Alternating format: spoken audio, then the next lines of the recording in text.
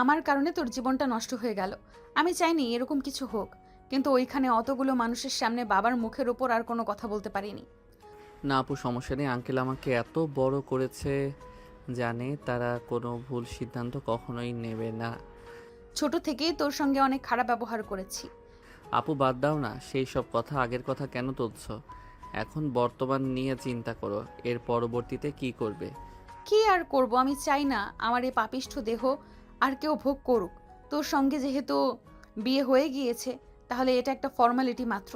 তুই চাইলে তোর পছন্দ করা যে কাউকে বিয়ে করতে পারিস। আমি এতে কোনো অমত করব না। কি বলছো তুমি আপু, মাথা ঠিক আছে? আঙ্কেল আন্টি সবার সামনে কত বড় গলা করে আমার সঙ্গে তোমাকে বিয়ে দিয়েছে।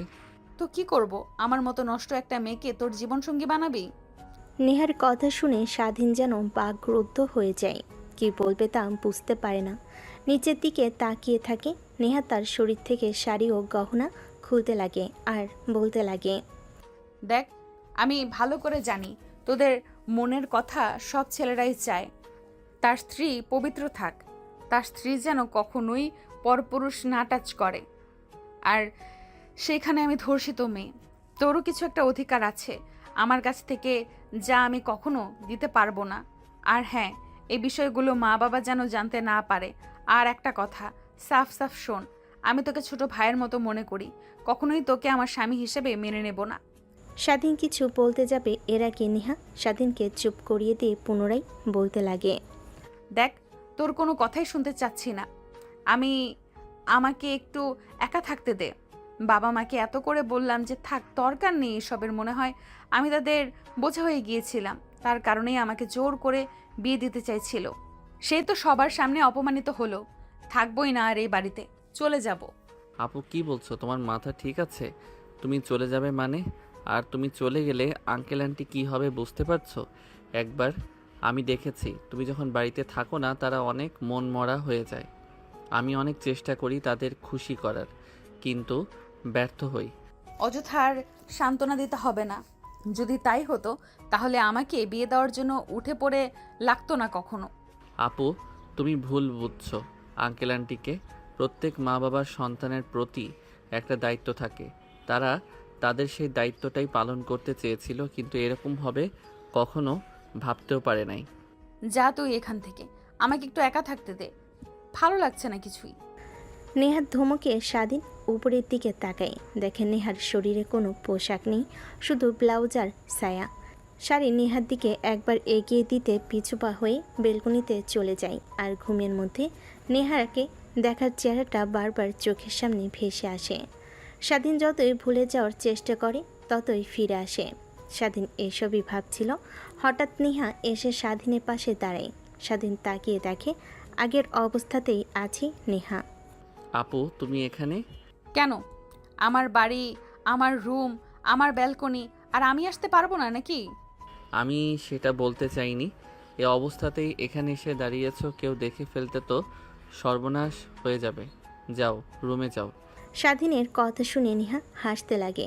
পাগলের মতো হাসতে হাসতে কান্না করে দেয়। স্বাধীন অবাক হয়ে নেহার দিকে তাকিয়ে থাকে। এক পর্যায়ে নেহা হাসি থামিয়ে দিয়ে বলতে লাগে স্বাধীনের দিকে তাকিয়ে, এক সময় এই দেহটা নিয়ে জানিস অনেক অহংকার দেখাতাম, কিন্তু এখন এই দেহটা অভিশপ্ত। মনে হয় যদি আত্মহত্যা মহাপাপ না হতো, কখন আত্মহত্যা করতাম। একবার গিয়েছিলাম তো, বাট বাবা মার কথা মনে পড়লেই আর পারি নাই। আমি ছাড়া তাদের আর কে আছে? স্বাধীন অপলক দৃষ্টিতে নেহার দিকে তাকিয়ে থাকে।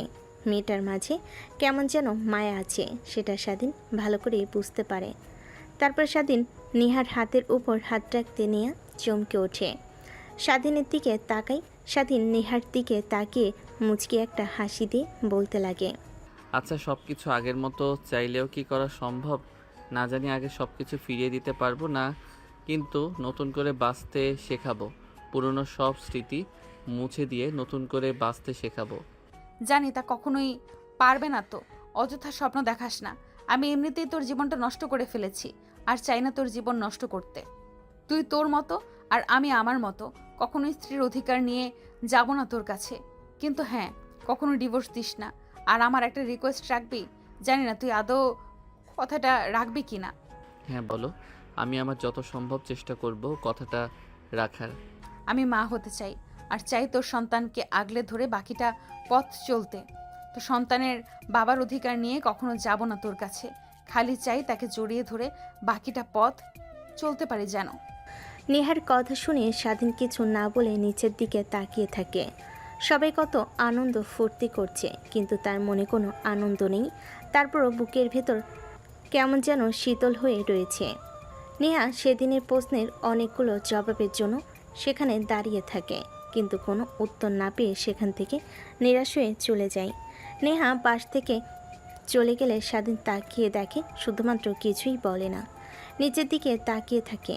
দেখে তার বাবা মা কতটা খুশি, যেন তারা বলেই গিয়েছে কিছুক্ষণ আগে কি হয়েছিল। ফ্ল্যাশব্যাক। আঙ্কেল আঙ্কেল কিছু টাকা দেবেন? অনেক দিন ধরে কিছু খাই না, অনেক ক্ষুধা পেয়েছে আঙ্কেল, প্লিজ কিছু টাকা দেন, আমার এখান থেকে কয়েকটা ব্রাশ কিনে নেন। কে তুমি বাবা? তোমার বাবা মা নেই, আর তুমি এই রাস্তার মাঝে এভাবে ব্রাশ বিক্রি করছো? এতটুকু ছেলে হয়ে যদি তোমার উপর দিয়ে গাড়ি চালিয়ে দেয় তখন কি হবে? তোমার ভাবতে পারছো একবারও?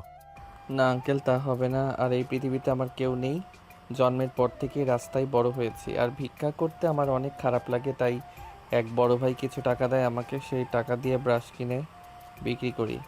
দেন না স্যার, বেশি না, দুইটা নেন, একটা আপনার জন্য একটা ম্যাডামের জন্য, মাত্র 50 টাকা। না বাবা, আমার ব্রাশ লাগবে না। এই নাও 1000 টাকা, তুমি কিছু খেয়ে নিও। না স্যার, আমি আপনার কাছ থেকে এতগুলো টাকা নিতে পারবো না, আপনি ব্রাশ নেন, তার বিনিময়ে টাকা দেন। আরে তোমাকে আমি দিলাম উপহার হিসাবে, আমার লাগবে না, তুমি কিছু খেয়ে নিও। আর আজকে বিক্রি করার দরকার নেই। এই রোদের মধ্যে এভাবে রাস্তা রাস্তায় ঘুরেছো, অনেক কষ্ট হয় বাবা, তাই না? হ্যাঁ স্যার, অনেক কষ্ট হয়, কিন্তু কি করব, পেটের দায়ে সব করতে হয়। ঠিক তখনই জ্যাম সেরে যায়। এক এক করে গাড়ি চলতে লাগে। স্বাধীন নেহার বাবার কাছ থেকে টাকাটা নেয়, গাড়ি চালিয়ে সেখান থেকে চলে যায়। তারপর স্বাধীন একটা হোটেলে গিয়ে খাবার খেয়ে নেয়। এভাবে চলতে লাগে সেই দিনের পর দিন। প্রতিদিনে নেই জ্যামের মধ্যে ব্রাশ বিক্রি করছিল, তখনই নেহার বাবার গাড়ির গ্লাসে গিয়ে টোকা দেয়। দেখে আজকেও সেই লোকটা। স্বাধীন একটা হাসি দিয়ে সেখান থেকে চলে যেতে যাবে, তখনই পিছন থেকে নেহার বাবা ডাকতে লাগে। স্যার কিছু বলবেন? আজকে আপনার কাছ থেকে টাকা নিতে পারবো না কিন্তু। তা তো বুঝতেই পেরেছি। তোমাকে একটা কথা বলার ছিল, তুমি কি আমার সঙ্গে যাবে? তোমাকে লেখাপড়া করাবো, আর অনেক সুন্দর সুন্দর পোশাকও দেব। আমার বাড়িতে আমার ছেলের মতো বড় হবে। কি বলেন স্যার? সত্যি সত্যি আমাকে স্কুলে পড়াবেন? নতুন নতুন সুন্দর সুন্দর পোশাক দেবেন? হাসিমাখা কণ্ঠে স্বাধীন কথাটা বলে। নেহার বাবা অনেক খুশি হয় স্বাধীনের হাসি মুখ দেখে। নিমিষে স্বাধীনের হাসি মুখ থেকে হাসি হারিয়ে গোমরা মুখে বলে, না স্যার, সরি, মাফ করবেন। কিছুদিন আগে আপনার মতো একটা ভদ্রলোক আমার এক বন্ধুকে রাস্তা থেকে নিয়ে যায়। পরবর্তীতে শুনি আমার বন্ধুকে নাকি তারা চোরাচালানি করে বিদেশে পাচার করে দিয়েছে। সেখান থেকে তার চোখ, নাক, ফোকরা, কিডনি, লিভার এসব কেটে রেখে দেয় আর ওকে ফেলে দেয়।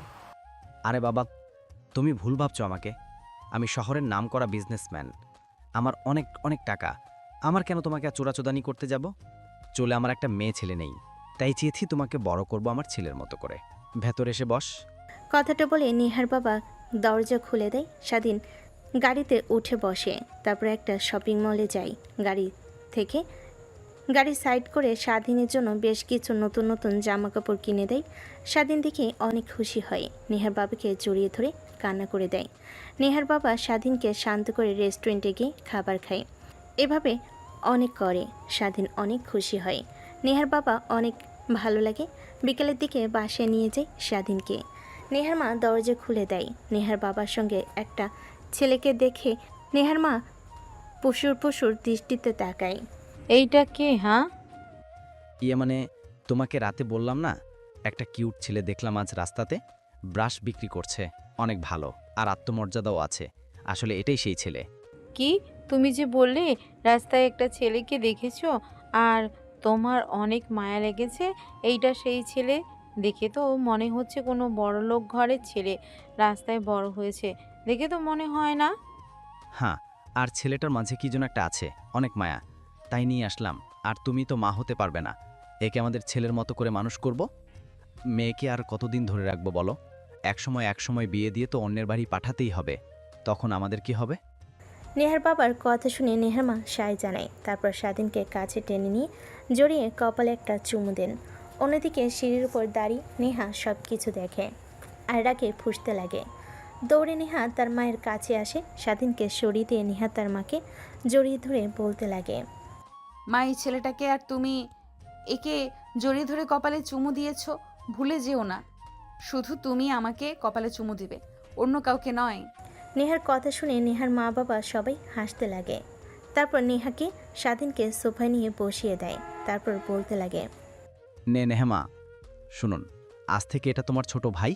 তুমি কিন্তু অনেক বড় একটা মেয়ে, আর একে কিন্তু ছোট কখনোই একে মারবে না, আর তুমি একে অনেক ভালোবাসবে।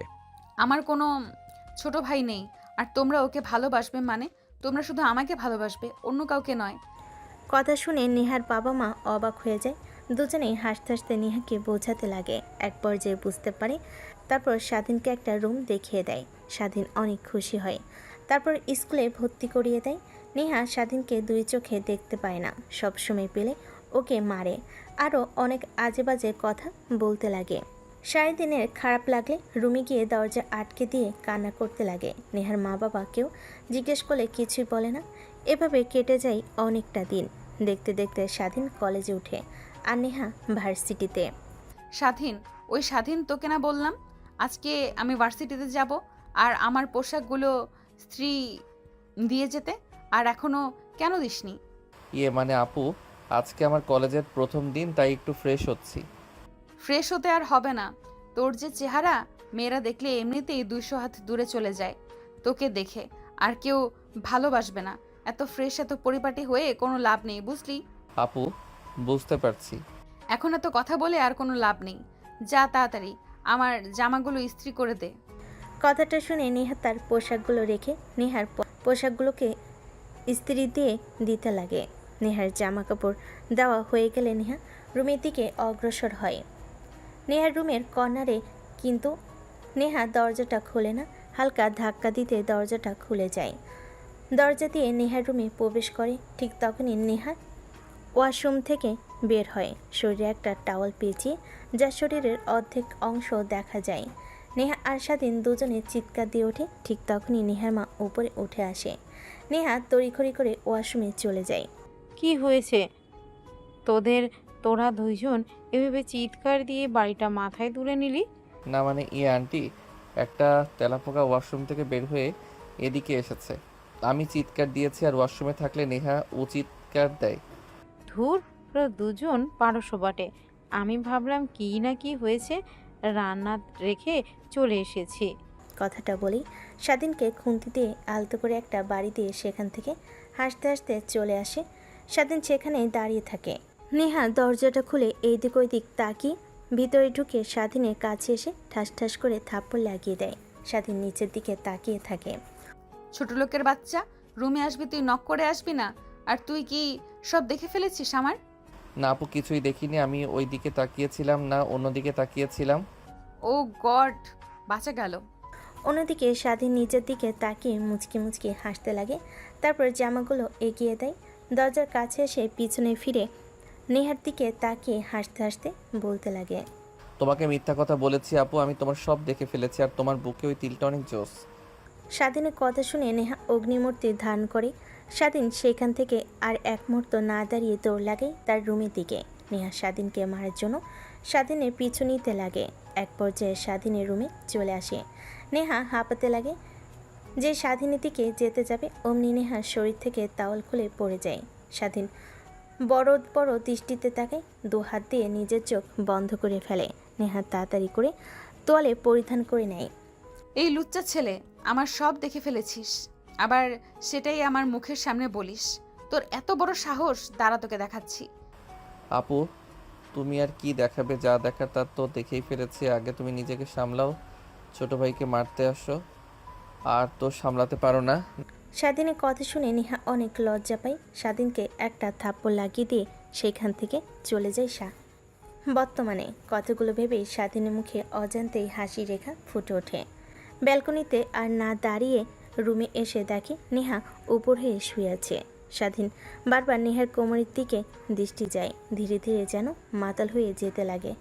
স্বাধীন প্রতিনিয়ত নিজেকে সামলাতে লাগে, কিন্তু একটা মেয়ে তার রুমে শুয়ে আছে, তার কোমর দেখা যাচ্ছে। এটা একটা ছেলেকে কাবু করার জন্য যথেষ্ট। স্বাধীন নিজেকে আর কন্ট্রোল করতে না পেরে খাটের উপর বসে পড়ে। নেহা পেছন ফিরে তাকিয়ে স্বাধীনকে দেখে। কিরে কিছু বলবি? না কিছু বলবো না, অনেক ঘুম পাচ্ছে, একটু সাইড দেবে, ঘুমাবো।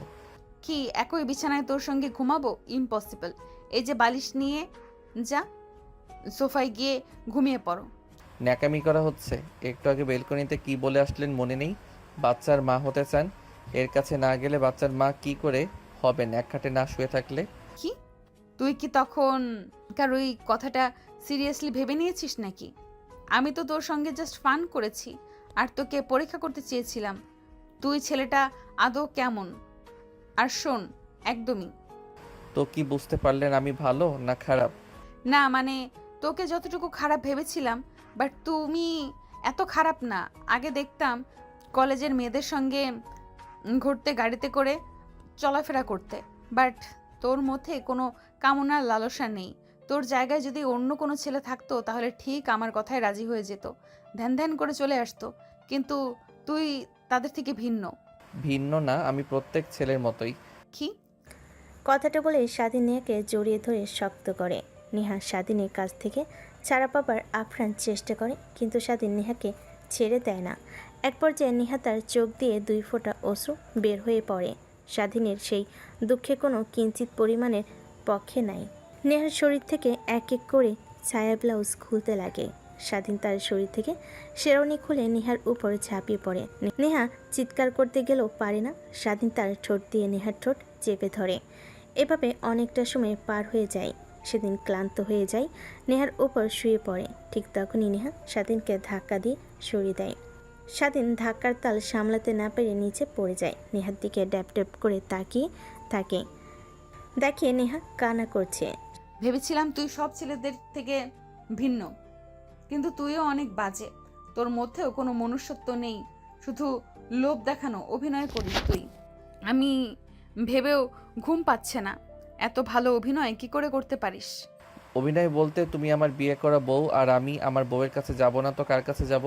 আর আমার অধিকার আছে তোমাকে স্পর্শ করার। আমি তো আর ওই সকল ছেলেদের মতো তোমাকে। স্বাধীনের কথা শেষ না হওয়ার আগে নেহা উঠে এসে স্বাধীনের গালে ঠাস ঠাস করে থাপ্পড় লাগিয়ে দেয়। স্বাধীন অবাক দৃষ্টিতে তাকিয়ে থাকে। নেহা কান্না করে দিয়ে সেখান থেকে উঠে ওয়ার্ড্রপ থেকে 3 পিস বের করে ওয়াশরুমে চলে যায়। স্বাধীন সেইভাবে বসে থেকে খাটের উপর হাত দিয়ে ভাবতে লাগে। আসলে তো নেহা আকর্ষণ যে কাজটা করা আমার মোটেও ঠিক হয়নি। সে হয়তো চেয়েছিল আমাকে সে ভালোবেসে, কিংবা আমি তাকে ভালোবেসে কাছে টেনে নেব, কিন্তু আমার তার উপর এইভাবে জোর জবরদস্তি করা একদমই ঠিক হয়নি।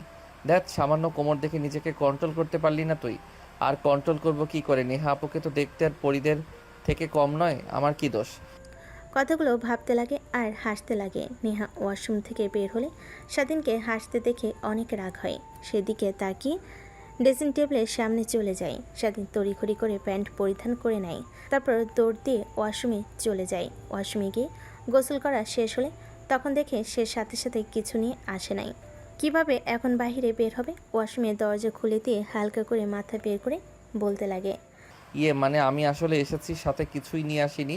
একটা যদি প্যান্ট আর তোয়ালে এটা দিতেন অনেক ভালো হতো, না হলে এখানে রাত কাটাতে হবে আমার। তো কি হয়েছে, এখানে থাক, বোঝ কেমন লাগে। আর আমার ওয়াশরুম রাস্তার থেকে অনেক ভালো। দেখেন, রাগ উঠিয়ে দিয়েন না, বলছি ভালোই ভালোই। তোয়ালেটা আর আমার রুম থেকে একটা প্যান্ট এনে দিন, না হলে যদি একবার বের হয়ে যায় তাহলে আবার গোসল করাবো বলে দিলাম। তোরা তো শুধু পারিস এটাই, আর কিছু কি পারিস? আচ্ছা দাঁড়া, আমি তো রুম থেকে প্যান্ট এনে দিচ্ছি।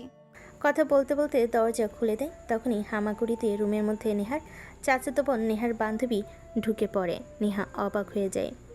কিরে, তোর এইখানে আর এইভাবে আরবিতে কি করছিস? মানে আমরা সবাই এখান দিয়েই যাচ্ছিলাম, তাই ভাবলাম বাসর রাতে কী হয় আমাদেরও একটু জানার দরকার, তাই আর কি এখানে দাঁড়িয়ে একটু কান লাগিয়ে শোনার চেষ্টা করছিলাম, কিন্তু কিছুই তো শুনতে পেলাম না। হয়েছে, আর মিথ্যা কথা বলতে হবে না। তোরা এখানে অনেকক্ষণ ধরে দাঁড়িয়েছিলি, যা তোদের মুখ দেখে স্পষ্ট বোঝা যাচ্ছে। আর এসব আরই না পেতে আঙ্কেলকে বললেই তো পারিস তোদেরকে বিয়ে দিতে। আর সাথী চাচাকে বলবো নাকি তোকে বিয়ে দিতে? সমস্যা নেই আপু, যদি স্বাধীন বাজার মতো কিউট একটা ছেলে খুঁজে পাও তাহলে আঙ্কেলকে বলিও, আমার এতে কোনো মত নেই। আর কতদিন এভাবে সিঙ্গেল থাকবো বলো? আর তুমি তো ভালো করেই জানো রিলেশন আমার দ্বারা সম্ভব নয়, সব সময় ভুল বুঝি। এর থেকে বিয়ে করে হাজবেন্ডের সঙ্গে মারামারি করলেও এতে ভালো হবে। সাথীর কথা শুনে সেইখানে থাকা সবাই হাসতে লাগে। হাসতে হাসতে সবার হামাগুড়ি খাবার উপক্রম হয়ে যায়। নেহার রাগে সাথীর দিকে তাকায়, সাথে সেইখান থেকে চলে যায়। তারপর নেহার বান্ধবী স্বাধীন আর নেহার দিকে তাকিয়ে বলে, কী রে, তুই দুলাভাইকে রেখে এত রাতে বাইরে বের হয়ে আসলি যে? আর রুমের এই বেহাল দশায় কেন? খাটের এই বেহাল দশা, বিছানা চাদর এলোমেলো, আর তোর চুল ভেজে কেন?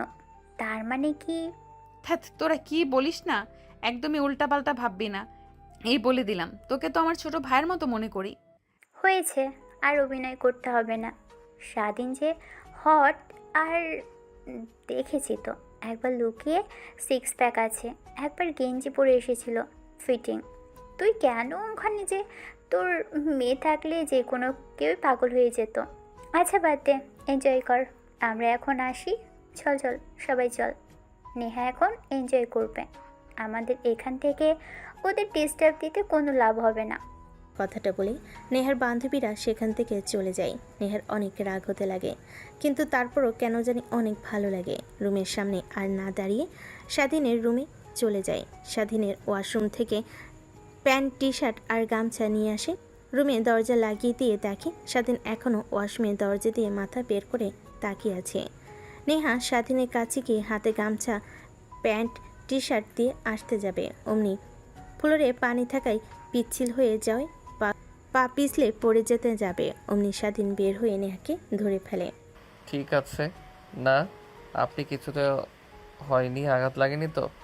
স্যার বলছি স্যার, এইভাবে এই খালি শরীর নিয়ে বাইরে আসছিস তো শরম করছে না? এখন যদি কেউ রুমে চলে আসে তখন কি হবে? দেখ, তুমিও না, রুমে কি আসতে যাবে? সবাই জানে রুমে ইউক্রেন আর রাশিয়ার যুদ্ধ হচ্ছে, তাই সবাই বিপদসীমার বাহিরে আছে। ইউক্রেন আর রাশিয়ার যুদ্ধ, তাই না? তারা তোকে দেখাচ্ছি যুদ্ধ কি হয়, কত প্রকার আর কিভাবে হয়। কথাটা বলে নেহা দৌড়ে ঝাড়ু হাতে নেয়। স্বাধীন দৌড়ে ওয়াশরুমে চলে যায়, দরজা লাগিয়ে দেয়। নেহা বাইরে থেকে বক বক করতে লাগে।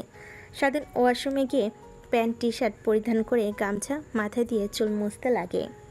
অনেকটা সময় পর বাইরে মাথা বের করে দেখে নেহা রুমে নেই। স্বাধীন স্বস্তির নিঃশ্বাস ফেলে বাইরে বের হয়ে রুমে দরজাটা লাগিয়ে পিছন ফিরতে দেখে নেহা দাঁড়িয়ে আছে, হাতে ঝাড়ু। স্বাধীন কি করবে বুঝতে পারে না, দৌড়াতে লাগে। নেহা স্বাধীনের পিছু পিছু দৌড়াতে লাগে আর ঝাড়ু দিয়ে মারতে লাগে। এভাবে অনেকটা সময় পার হয়ে যায়। নেহা আর স্বাধীন দুজনেই দৌড়াদৌড়ি করে ক্লান্ত হয়ে যায়। দুজনেই খাটের উপর শুয়ে পড়ে। দুজন দুজনের ঘন ঘন নিঃশ্বাসের স্পষ্ট শব্দ শুনতে পায়। রুমের মধ্যে চিনচিন নীরবতা বিরাজ করে। এভাবে কখন যে ঘুমিয়ে যায় বুঝতে পারে না। সকালবেলা স্বাধীনের ঘুম ভেঙে যায়। দেখে আশপাশ থেকে আজানের ধ্বনি ভেসে আসছে। স্বাধীন উঠে পড়ে ওয়াশরুমে যায়, ফ্রেশ হয়ে আসে। দেখে নেহা উঠে চোখ কসলাচ্ছে আর হাম দিচ্ছে। কিরে, এত তাড়াতাড়ি সকাল হয়ে গেল? সবে তো মাত্র ঘুমোলাম, অনেক ঘুম পাচ্ছে। লাইট অফ করে দে তো। লাইট অফ করবো মানে? যান, এখন ওয়াশরুমে ফ্রেশ হয়ে আসেন, নামাজ পড়বো, ফজরের আজান দিয়েছে। হ্যাঁ, যা পরে নিব, এখন ঘুমাতে দে। রাতে ঠিকমতো ঘুমাতে পারি নাই কিন্তু। সেই কথা বললে আর হবে না, বলেছি নামাজ পড়তে হবে মানে নামাজ পড়তে হবে। এই পর্যন্ত, যে পর্যন্ত নামাজ না পড়বেন সে পর্যন্ত আমি লাইট অফ করবো না। অন্যদিকে নেহার মা আর বাবা দুজনে নেহাদের রুমে পাশ দিয়ে যাচ্ছিল। হঠাৎ এত সকালে লাইট অন থাকায় বুঝতে পারে না দরজায় কান লাগাতেই স্বাধীন নেহার কথাবার্তা শুনতে পায়। আর মা বাবা হাসতে হাসতে তাদের উপরে চলে যায়। তারপর নেহার বাবা সোফায় বসে বলতে লাগে, জানো নেহার মা, আমি হয়তোবা মেয়েটার জীবনসঙ্গী হিসেবে স্বাধীনকে বেছে নিয়ে কাজটা ঠিক করেছি। কারণ একমাত্র তোমার মেয়েকে কন্ট্রোল করতে পারবে স্বাধীন, তাছাড়া অন্য কেউ একদমই পারবে না। কিন্তু নেহা ওই বিষয়ের পর থেকে অনেকটা চেঞ্জ হয়ে গিয়েছে, আগের মতো আর অহংকার করে না। কিন্তু দেখেছো, জানি না স্বাধীনকে আগেও মেনে নিতে পারবে কিনা। আমাদের উচিত ছিল নেহার মত জানার। কি করতাম হ্যাঁ? সবার সামনে অপমানিত হতে হতো। যদি তখন জোরে সোরে না বলতাম, আমার মান সম্মান কোথায় যেত একবারও ভেবে দেখেছো? ফ্ল্যাশব্যাক। পুরো বাড়িটা লাইটিং দিয়ে আচ্ছাদিত, চারপাশটার আনন্দে পরিপূর্ণ, সবাই হাসি খুশি। তার মাঝে একজনের মুখে বিন্দুমাত্র হাসি, তার মাঝে একজনের মুখে বিন্দুমাত্র খুশি আসেনি। অনেকগুলো প্রাইভেট কার বাড়ির মধ্যে প্রবেশ করে, সবাই খুশি হয়ে সেদিকে এগিয়ে যায়। বরকে বরণ করে স্টেজে বসিয়ে দেয়। এক এক করে খাবার পর্ব শেষ হয়ে যায়। সবাই খাবার খেয়ে বিয়ের কাজ শুরু করতে যাবে, অমনি বরের বাবা বলে ওঠে, এই বিয়ে হবে না। আর কাজী সাহেব, আপনি বিয়ে পড়ানো বন্ধ করুন। আর এই তুই উঠে পড়। এই বিয়ে তোকে করতে হবে না। তোকে এর থেকে ভালো মেয়ের সঙ্গে বিয়ে দেব। ভাই সাহেব, কি বলছেন আপনি? মাথা ঠিক আছে আপনার? মাথা আমার একদমই ঠিক আছে। আপনাদের মাথায় সমস্যা না হলে কিভাবে ভাবতে পারলেন যে একটা ধর্ষিতা মেয়েকে আমার ছেলের সঙ্গে বিয়ে দেব? আমাদের কি সমাজে কোনো মূল্যবোধ নেই? ভাবতে পারবেন একবারও? আপনার ধর্ষিতা মেয়েকে বিয়ে করলে সমাজের সামনে আমরা মুখ দেখাতে পারবো কি না? নেহার বাবা আর কিছু বলে না, মাটির দিকে তাকিয়ে থেকে পুরো বাড়ি বিয়ের আমেজটা নিমিষেই বন্ধ হয়ে যায়। নেহার বাবার কোনো প্রতিউত্তর না দেখে বরের বাবা আবার বলতে লাগে, কী ব্যাপার ইমরান সাহেব, কিছু বলছেন না যে? বলুন, কিছু বলুন। আপনার ধর সেটা মেয়েকে কে বিয়ে করবে আছেন এইখানে এমন যে? আর ধর্ষিতা মেয়েকে বিয়ে করবে কার রুচি এত নগণ্য? আমার মেয়ের বিয়ে হবে এখন, আর আপনার সামনে, কিন্তু আপনার ছেলের সঙ্গে নয়। আর কি বলছেন, আমার মেয়ে কি কেউ বিয়ে করবে? এখন বললে হাজারটা ছেলের লাইন দাঁড়িয়ে যাবে। আর আপনি কি বলছেন এসব? আপনি দাঁড়ান, আপনার আর আপনার ছেলের সামনে আমার মেয়ের বিয়ে হবে। বাবার সামনে বড় গলা করে কথাটা তো বলেই ফেললেন। এখন দেখি কে আপনার ধর্ষিতা মেয়েকে বিয়ে করে। বাবা, স্বাধীর, এদিকে এসো তো। হ্যাঁ আঙ্কেল, কিছু বলবেন? হ্যাঁ বলবো, আমার মেয়েকে বিয়ে করবে তুমি। আর আজকে সবার সামনে এই জানোয়ারের বাচ্চা তুই উঠ, দেখ তোর সামনে আমার মেয়েকে বিয়ে দেব। আর মিস্টার জায়েদ শিকদার, কাজটা আপনি মোটেও ঠিক করেননি। কিভাবে সবার সামনে অপমান না করলেও আমাকে আর আমার মেয়েকে পারতেন।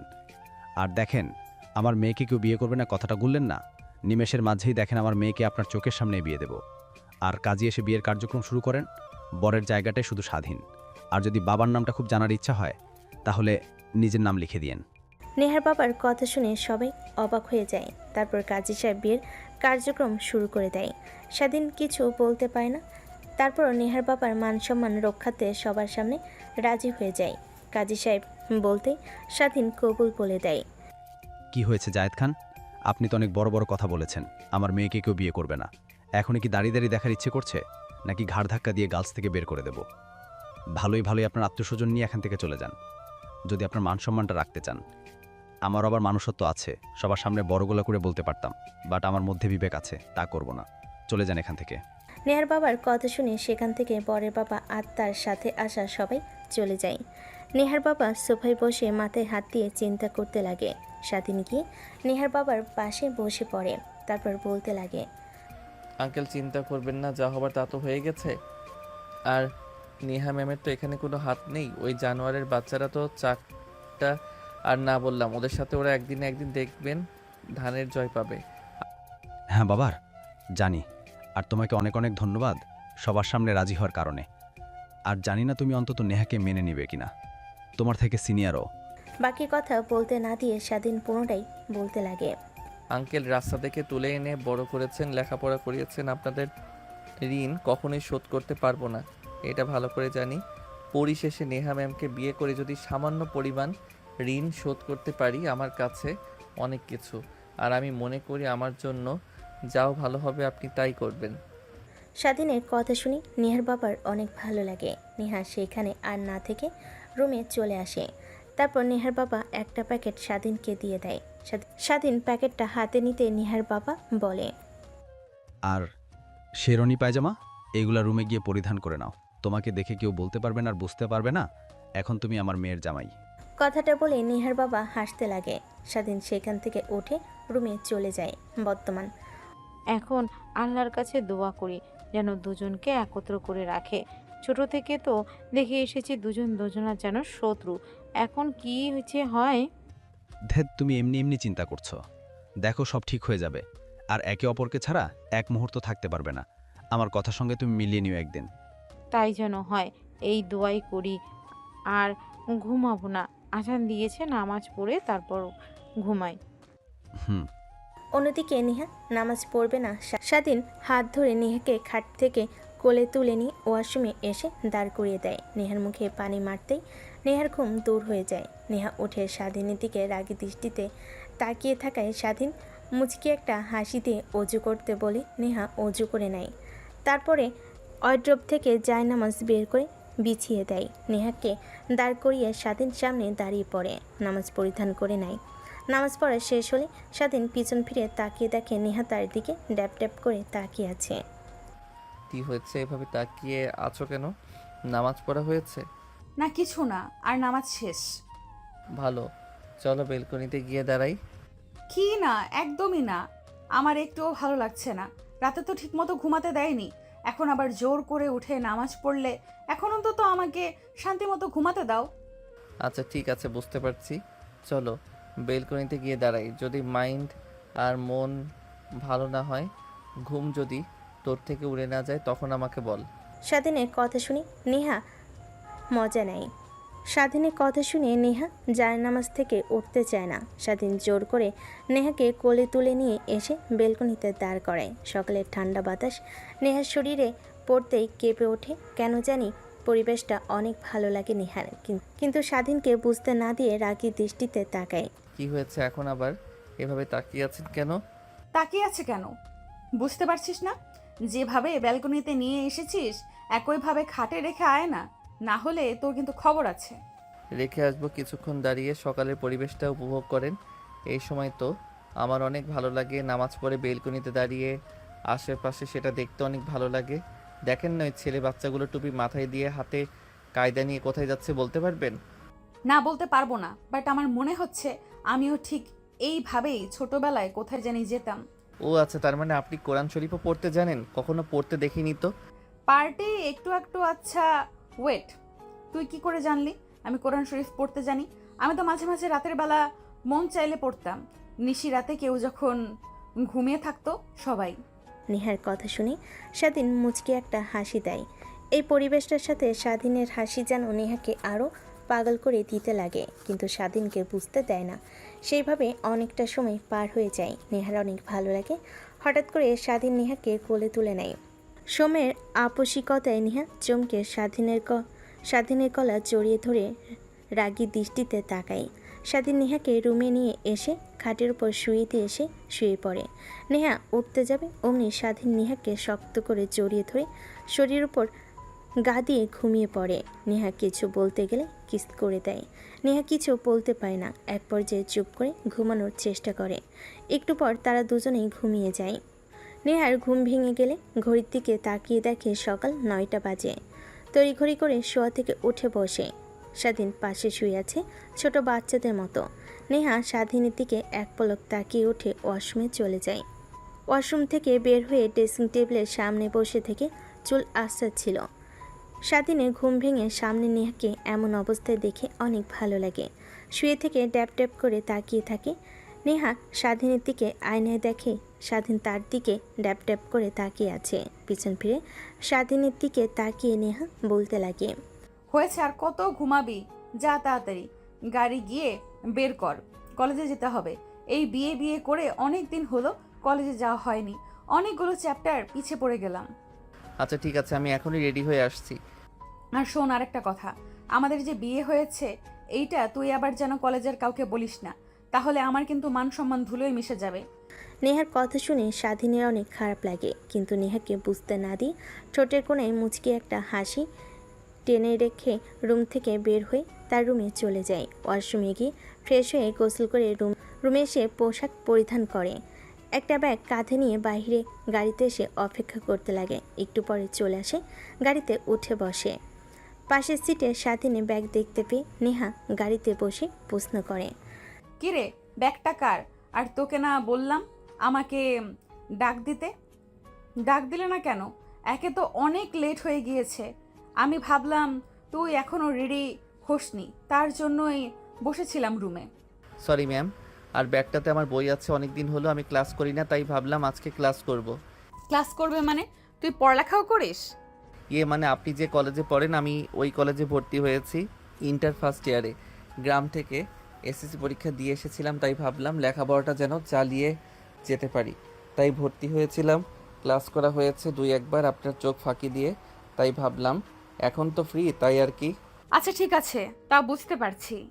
এখন মন দিয়ে গাড়ি চালা, আর আমি ফোন করলেই চলে আসিস। বেশিক্ষণ ক্লাস করব না, জাস্ট বান্ধবীদের সঙ্গে দেখা করে আসব আর নোটগুলো নিয়ে আসব। স্বাধীন মাথা দিয়ে হ্যাঁ বোঝায়। তারপর সেখান থেকে সোজা কলেজ পার্কিং লটে গাড়ি রেখে নেহা তার ক্লাসরুমে, স্বাধীন তার ক্লাসরুমে চলে যায়। স্বাধীন ক্লাসরুমে গিয়ে বসতেই পাশে তাকিয়ে দেখে একটা ছেলে বসে আছে, খাতে কি যেন লিখছে। স্বাধীন কৌতূহল নিয়ে ছেলেটাকে প্রশ্ন করে। আচ্ছা, তুমি মনোযোগ দিয়ে কি করছো? আর বলিও না ভাই, কালকে স্যার একটা ম্যাথ করতে দিয়েছেন, ক্লাসের কেউ পারেনি, আমিও পারি নাই, তাই ম্যাথটা তুলে নিয়ে গিয়েছিলাম। রাতভর চেষ্টা করেছি, তাও পারি নাই। এখন চেষ্টা করছি, দেখি পারি কি না। যদি পারি স্যার অনেক বাহবা দিবে। ও আচ্ছা, দেখি আমিও ম্যাথটা পারি কি না। ছেলেটা কৌতূহল নিয়ে স্বাধীনের দিকে তাকায়।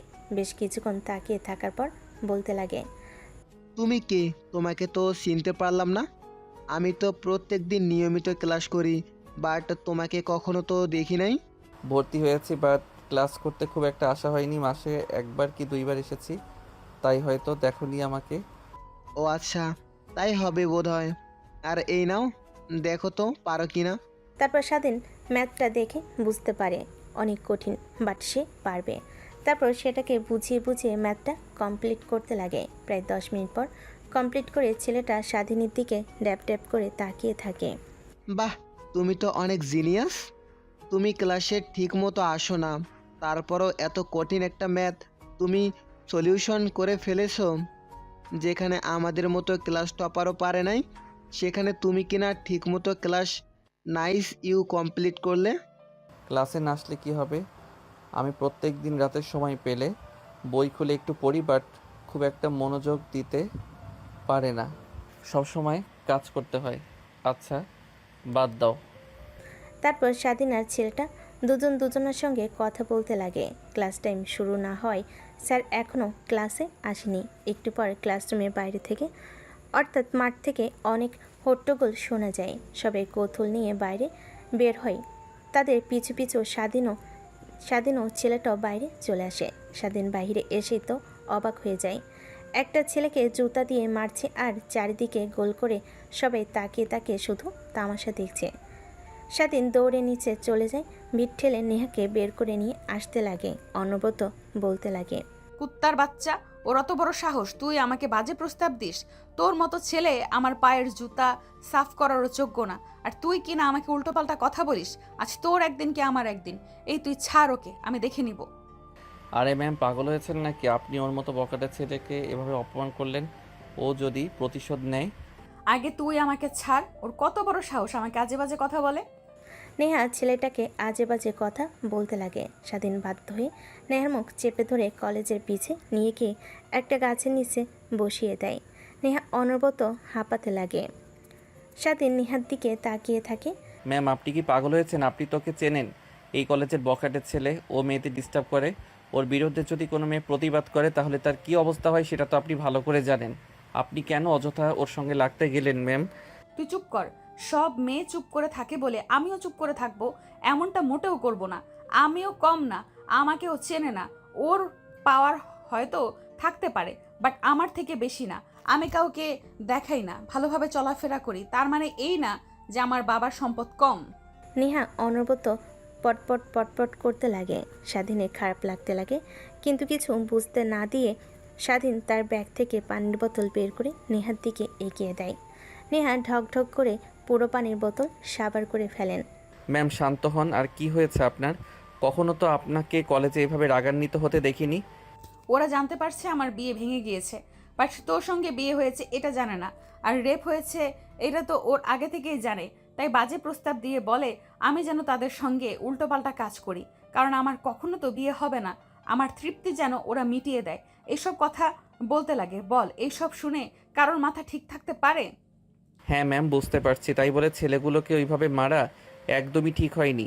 কলেজের প্রত্যেককেই দেখেছেন, এখন ওরা যদি আপনার উপর আক্রমণ করে তখন কি হবে ভাবতে পারছেন একবারও? যা হবার তাই হবে। এখন চল, বাসায় যাব, ভালো লাগছে না, মুডটাই নষ্ট করে দিয়েছে।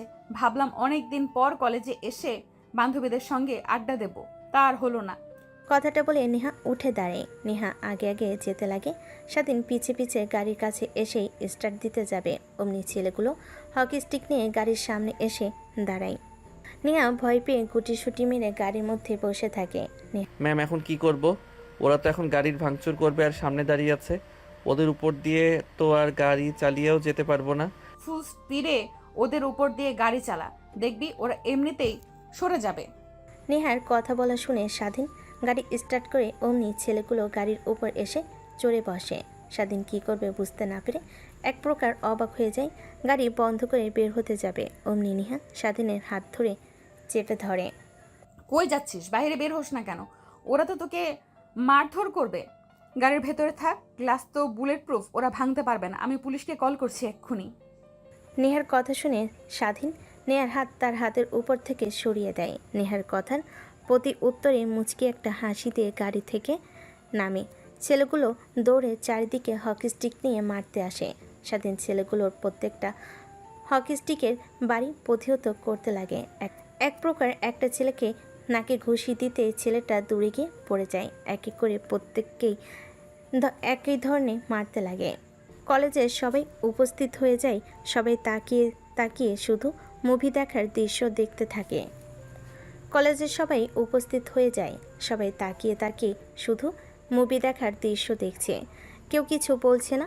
এক পর্যায়ে সবাই মাটিতে লুটি হামাগুড়ি খেতে লাগে। স্বাধীন ওইখানে আর না দেরি গাড়িতে উঠে স্টার্ট দিয়ে বাড়ির দিকে যেতে লাগে। নেহা অবাক দৃষ্টিতে স্বাধীনের দিকে এক ধ্যানে তাকিয়ে থাকে।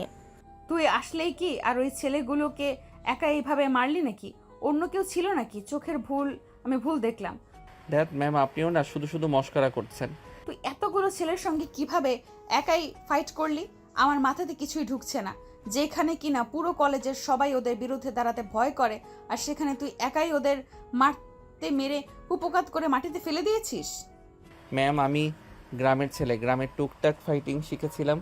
বন্ধুরা মিলে একটা গ্যাং তৈরি করেছিলাম। আমাদের গ্রামে অনেক চুরি হতো, ডাকাতি হতো, তার প্রতিরোধ করার জন্য এক পর্যায়ে সবাই ভয় পেয়ে আমাদের গ্রামে আর ডাকাতি চুরি করতে আসে নাই। সেই অভিজ্ঞতা এখন রয়ে গিয়েছে। আচ্ছা, বুঝতে পারছি। নেহার সঙ্গে কথা বলতে বলতে গাড়ি এসে বাড়ির সামনে দাঁড় করে। নেহা নেমে পড়ে। স্বাধীন পার্কিং লটে গাড়ি রেখে বাসার মধ্যে ঢুকতে যাবে, অমনি সাই করে 3টা গাড়ি বাসার ভিতর প্রবেশ করে। দেখে মাঝখানে গাড়ি থেকে নেহার বাবা দৌড়ে বের হচ্ছে। স্বাধীনকে দেখতে পেয়ে নেহার বাবা দৌড়ে এসে জড়িয়ে ধরে বলতে লাগে, বাবা, তোমাকে অনেক অনেক ধন্যবাদ আমার মেয়েকে বাঁচানোর জন্যে। তুমি কলেজে কি করেছো, নেহা কি করেছে সব আমার কানে এসেছে। আমি আগে থেকেই বলেছিলাম তোর বডিগার্ড লাগবে, বডিগার্ড রাখবা। ও আমার কথা একদমই শোনে না। ও বারবার বলে যে আমি সাধারণ মানুষের মতো চলাফেরা করি। আর যদি তুমি না থাকতে তাহলে ওর কী হতো বাবা, বুঝতে পারছো? আঙ্কেল, আমি তো আছি নাকি? আর আমার সামনে দিয়ে আমার স্ত্রীকে কেউ গায়ে হাত দিবে, আমি এটা তাকিয়ে তাকিয়ে দেখব, ওদের জ্যান্ত মাটিতে পুঁতে রাখবো। স্বাধীনের কথায় নেহার বাবা স্পষ্ট ভয়ঙ্কর কিছু বুঝতে পারে। নেহার বাবা মুচকি একটা হাসি দিয়ে বাসার ভেতর ঢুকে যায়। স্বাধীন রুমের দিকে চলে যায়, দেখে রুমে কিছুই নেই। পাশ দিয়ে একটা মেয়ে যেতে নিলে স্বাধীন দাঁড় করিয়ে বলে, আচ্ছা খালা, আমার রুমে তো কিছুই নেই, জামা কাপড়, খাট, পালঙ্ক, এখন আমি কোথায়? ও বাবা, তুমি এসেছো? মেম সাহেব বললো যে তোমার রুম থেকে সব কিছু সরিয়ে ফেলতে আর জামা কাপড় যা যা প্রয়োজনীয়তা আছে নেহার রুমে নিয়ে গিয়ে রাখতে। তাই সবাই সেই রুমে নিয়ে গেছে। এখন থেকে তো নেহার রুমই তোমার রুম, তাই না? ও আচ্ছা। তারপর স্বাধীন সোজা নেহার রুমের সামনে চলে যায়। দরজায় নক করতেই কোনো সারা শব্দ পায় না। হালকা করে খুলে যায়। স্বাধীন ভিতরে প্রবেশ করে দেখে নেহা ওয়াশরুমে গোসল করছে। তাই সবাই বসে ফোন বের করে দেখছিল। ফোন চাপছিল, এমন সময় ফেসবুকে একটা নোটিফিকেশন আসে। নোটিফিকেশনটা অন করতে দেখে একটা ফ্রেন্ড রিকোয়েস্ট। স্বাধীন সেই দিকে কোনো পাত্তা না দিয়ে ফোন দেখতে লাগে। এক পর্যায়ে নেহা বাইরে বের হয়। সামনে স্বাধীনকে দেখতে পেয়ে প্রশ্ন করে, কিরে, তুই এই রুমে কি করছিস? ম্যাম, আপনি হয়তোবা ভুলে গিয়েছেন আমাদের বিয়ে হয়েছে আগামীকাল। আন্টি আর আমার সব জামা কাপড় প্রয়োজনীয় জিনিস আপনার রুমে সেট করেছে, তাই এই রুমে আজ থেকে আমারও রুম। কি মা বাবা আর কি কিছু করবে আমার সাথে আল্লাহই জানে। কেন যে বিয়েতে রাজি হলাম, কেন সবার সামনে বাবার মুখের ওপর বললাম না?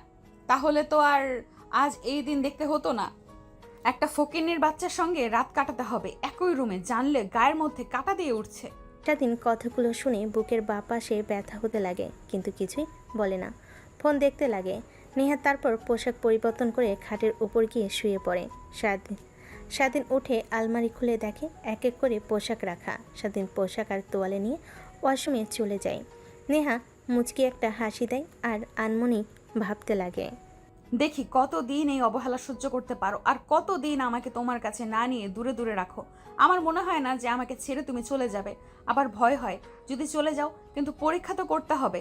আবার যদি সব ছেলেদের মতো আমার বাবার সম্পত্তির দিকে নজর দাও, তখন কি হবে? আচ্ছা, ও কি আমাকে ভালোবাসে নাকি? যদি ভালো না বাসতো তাহলে রাতে ওগুলো কি ছিল? ধ্যাৎ, কিছুই মাথায় নিতে পারছে না। বের হোক, ওকে পরীক্ষা করব। নেহা ভাবতে লাগে কি বলা যায়। এমন সময় খট করে দরজা খুলে বাইরে বের হয় স্বাধীন। নেহা সেদিকে তাকিয়ে চোখ ফেরাতে পারে না। স্বাধীনের শরীরে এখনও টপ টপ করে পানি বের হচ্ছে। শরীরের প্রতিটা ধরন যেন লোমহতর দৃষ্টি কেমন যেন লাগতে লাগে, যেন স্বাধীনকে কাছে পেলে সে খুব লেখাবে এমন। স্বাধীন আয়নার দিকে তাকিয়ে দেখে নেহা তার দিকে ট্যাপ ট্যাপ করে তাকিয়ে আছে। স্বাধীন সেদিকে কোনো ভ্রুক্ষেপ না দেখে পোশাক পরিধান করে নেয়। স্বাধীন রুম থেকে বের হতে যাবে, অমনি পিছন থেকে নেহা বলতে লাগে, দেখ, তুই আর আমি ভালো করে জানি যে আমাদের সম্পর্কটা কখনোই মিলন হবার নয়। তো অযথা এই সম্পর্কটা টিকে রাখার কি দরকার বল? ঠিক বুঝতে পারলাম না ম্যাম, কি বুঝতে চাচ্ছেন আপনি? দেখ, আমি বলতে চাচ্ছি যে সম্পর্কটা কখনো পূর্ণতা পাবার নয়। সেই সম্পর্কটা রেখে কী লাভ? আর আমি তো তোকে কখনো আমার স্বামী হিসেবে মেনে নিব না। ঠিক তুইও জানিস কখনো এই ধর্ষিতা মেয়েকে তোর স্ত্রী হিসেবে মানবি না। এটা আমি ভালো করেই জানি। তাই বলছি কি, আমাদের মধ্যে এই সম্পর্কটা না রেখে ডিভোর্স নিয়ে দেখ। ডিভোর্স কথাটা শুনে আবার এই ভাবিস না যে তোকে বাসা থেকে বের করে দেব। আমার বাবার ছেলের মতন মনে করে তোকে আমাদের কোম্পানিতে একটা চাকরি দিয়ে দেব। আপনারা যা ইচ্ছে তাই করবেন, বাট আমি আপনাকে ডিভোর্স দিতে পারবো না। কারণ ম্যাম আর স্যার আমাকে হাত জোর করে বলেছে আপনি যত যাই বলুন না কেন আমি যেন আপনাকে ডিভোর্স না দেই। আরও বলেছে যে কিছুদিন হলে আপনি এমনিতেই সব কিছু মেনে নেবেন। কি বাবা মা কি বলছে? আচ্ছা, আমি শুনে আসছি। কথাটা বলে নেহা পড়তে যাবে, দরজা দিয়ে বের হতে নেবে, অমনি স্বাধীন নেহার হাত চেপে ধরে টান দিয়ে নেহাকে তার কাছে নিয়ে আসে। পিছু পিছু দরজা লক করে দেয়। নেহা অবাক হয়ে স্বাধীনের দিকে প্রশ্নসূচক দৃষ্টিতে তাকায়। এসব কি হচ্ছে স্যার? আমাকে স্যার বলছিস? আমাকে স্যার বলিস না হলে আমি কিন্তু চিৎকার দেব। চিৎকার দিয়ে কোনো লাভ নেই, সবাই ভাববে যে আমরা উল্টাপাল্টা গুলো কাজ করছি। আর দেখি দেন তো চিৎকার। নেহা চিৎকার দিতে যাবে, নেহার ঠোঁটের সঙ্গে ঠোঁট লাগিয়ে চুষতে লাগে। প্রায় 5 মিনিট পার হয়ে যায়। নেহাকে খাটের কাছে নিয়ে গিয়ে ফেলে দেয়। নেহা খাটের উপর পড়ে যায়। স্বাধীন তার শরীর থেকে টি শার্ট খুলে ফেলে। নেহা সেই দিকে তাকিয়ে থাকে। মোটেও ভালো হবে না বলছি। আমার উপর জোর করা এর শাস্তির তোকে কিন্তু হারে হারে টের পাবো আমি। যা করার তা করবো, এখন অন্তত বাসর রাতটা করি। কথাটা বলে স্বাধীন নেহার উপর ঝাঁপিয়ে পড়ে। স্বাধীনের প্রত্যেকটা স্পর্শে নেহাই কেঁপে কেঁপে উঠতে লাগে। তার চোখ দিয়ে 2 ফোঁটা অশ্রু বের হতে লাগে, আর ঠোঁটের কোণায় এক চিমটি হাসি রেখা ফুটে ওঠে। স্বাধীন সেদিকে তাকিয়ে নেহার চোখ থেকে অশ্রু মুছে দিয়ে হাসি মাখা কণ্ঠে নেই তার বুকের সঙ্গে জড়িয়ে ধরে বলতে লাগে, দেখো, আমি ভালো করে জানি কেন আমাকে আপন করে নিতে চাচ্ছেন না আপনি। আপনার অতীত নিয়ে আমি কখনোই আপনাকে প্রশ্ন করব না। আমি ফিউচার নিয়ে আর বর্তমান নিয়ে ভাবতে চাই। আর আমি এও জানি আমাকে আপনি অনেক ভালোবাসেন। কে বলেছেন আমি তোকে ভালোবাসি? আপনার কথা বলার ধরন, হাঁটা চলা সব কিছু দেখেই আমি বুঝতে পারি। আর আরও চোখে আমার দিকে বারবার তাকিয়ে থাকায়, এটা আপনি যতই বোঝেন না কেন আমি তাকাই না, বাট সার্বক্ষণিক আমি আপনাকে আমার নজরদারিতে রাখি। আমি আরও এও জানি যে আপনার ফোনের গ্যালারি ওপেন করলে যতগুলো না আপনার ছবি আছে, এর থেকে বেশি আমার ছবি আছে। স্বাধীনের কথা শুনে নেহা অবাক দৃষ্টিতে তাকাতেই স্বাধীন নেহার উপর থেকে উঠে দাঁড়িয়ে শার্ট প্যান্ট পরিধান করে বলতে লাগে, লুকিয়ে লুকিয়ে ছবি তোলেন, আবার সেইগুলো মাঝে মাঝে ফ্রন্ট স্ক্রিনে রাখেন। কল আসলে সব দেখতে পাই, এক এক দিনে এক একটা পিক দেখতে পাই। এ ধারায় ধারণা পেয়ে গিয়েছি যে আমি ধ্যাত, ধরাই পড়ে গেলাম। ভেবেছিলাম যে আমি তোকে আমার ভালোবাসার কথা প্রকাশ করব না, দেখব কতদিন এভাবে আমাকে আগলে রাখতে পারিস, কিন্তু সত্য জেনেই গেলি। ও সরি, তুই করে বলে ফেলেছি। এখন থেকে নো তুমি, নো আপনি, শুধুমাত্র তুমি বলে ডাকবো। কথাটা বলে স্বাধীন নেহাকে তার কোলে তুলে নেয়। নেহা লজ্জা পেয়ে যায়, স্বাধীনের বুকে মুখ লুকায়। স্বাধীন নেহাকে কোলে তুলে ওয়াশরুমে গিয়ে দুজনই ঝর্ণা নিচে ভিজতে লাগে। ভিজতে ভিজতে গোসল করতে লাগে। আর আমাদের সামনে এগিয়ে কোনো লাভ নেই, ওরা যা করার করুক। যদি আর জানতে ইচ্ছে করে তাহলে বিয়ে করে নিন, সব জানতে পারবেন। সব থেকে ভালো একটা বুদ্ধি। আল্লাহ হাফেজ।